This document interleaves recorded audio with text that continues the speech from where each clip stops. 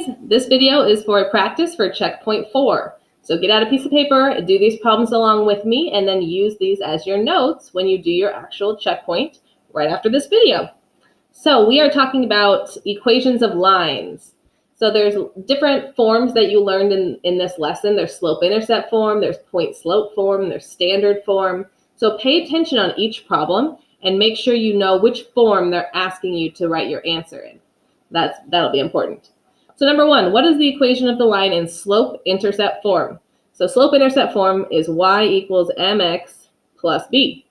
So I'm just jotting that down so that I can refer to it. So I need to figure out what is happening in this chart. What's happening to my x's to get my y value? What are they being multiplied by and added on to? So it's kind of tricky sometimes to figure out what's going on. So I'm going to start with the 0 one. I always like trying to find the 0 when x equals 0, because then you can figure out what the y-intercept is, what that b is. Because if x is 0, no matter what I'm multiplying it by for the slope, this whole part's going to be 0, because 0 times anything is just 0. So since the answer came out as 1, that means my b is a plus 1. So this little clue right here told me what my y-intercept is, or that the b is 1. So now I can play around and try to figure out what the slope is. So I know this part's 1. So pick any of these that you want. Let's just choose 3.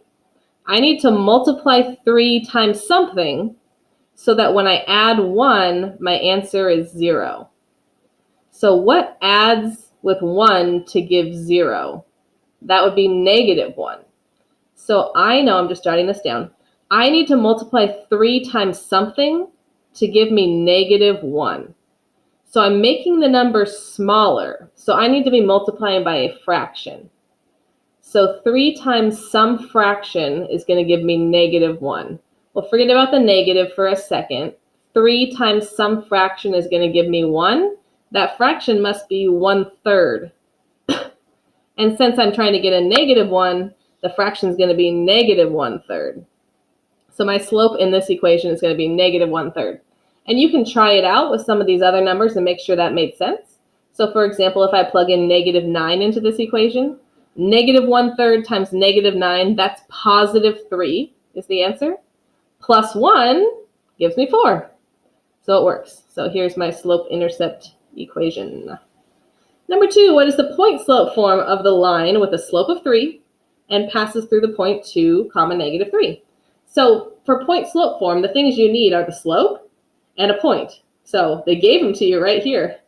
So you just need to write it down from those that information they gave you. So you start with y minus, and you are subtracting in this form, you subtract the y coordinate. So I need to do y minus negative 3. So I could write y minus negative 3 like this. We're going to clean that up in a minute because leaving it as minus and negative is not usually a good idea.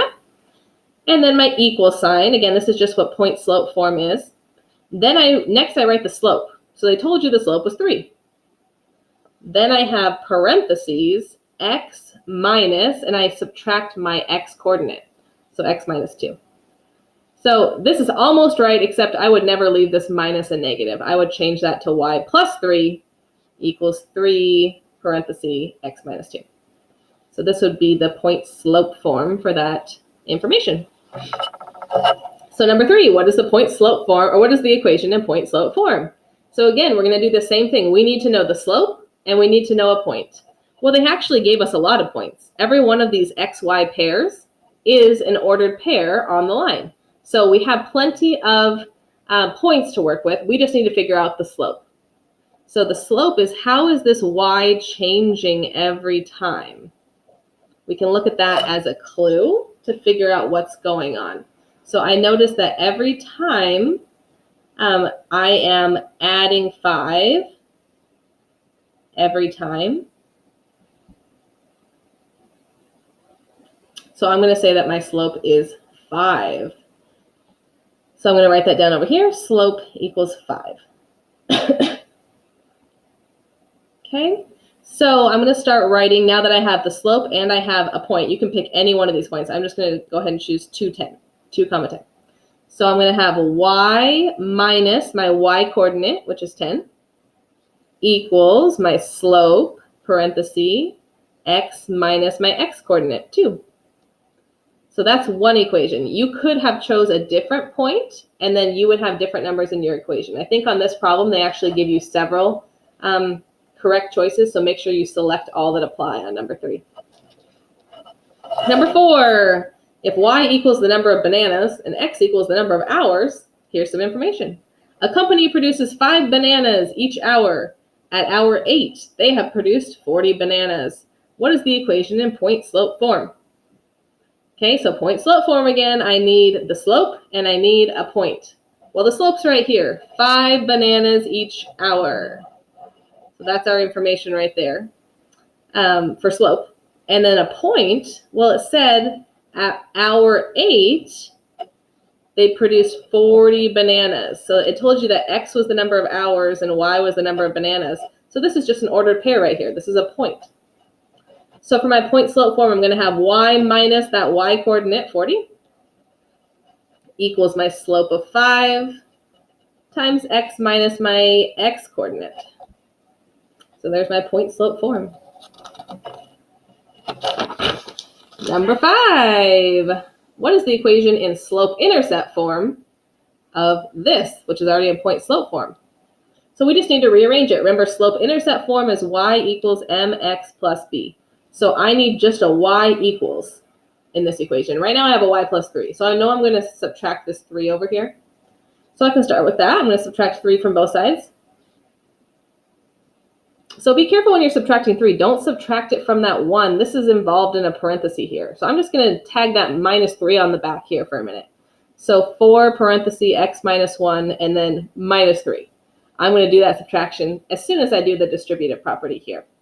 So I'm going to do my distributive property with that 4. So I have y equals 4x minus 4, and now I have a minus 3. So now I can do the subtraction of the constants out here. So y equals 4x, and I have a minus 4 minus 3. So negative 4 minus 3 is negative 7. So that's my equation in slope-intercept form.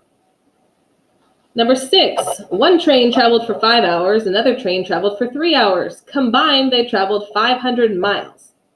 They give you this equation, and they're asking, what do m and n represent? So we've got miles, we've got hours, and we've got these variables. So 5 hours for the first train times something, plus 3 hours for the next train times something equals the number of miles. So m and n need to represent the speed of those trains because speed is in miles per hour. So if I have this right here, 5 hours times something in miles per hour, those hours are going to cancel out in that fraction. And my answer is going to be in miles, which is what our answer is in here. So I know that's kind of tricky, but what they're talking about there for m and n are speed. Those must be the speed. Number 7, turn this standard form into slope-intercept form.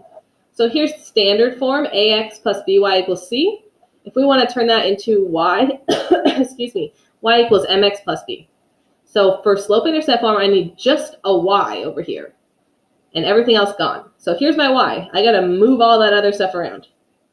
Okay, so I'm going to start by subtracting this ax. I'm going to subtract this whole thing, ax, from both sides. So on the left, I have this by equals, and I'm going to keep the x term in the front because in slope-intercept form, my x term is in the front. So negative ax, and I still have this plus c, a positive c here. So I'm getting closer, but I need just a y, and right now I have a by. So I know that seems kind of funny to have 2 variables there, but I'm going to divide by b.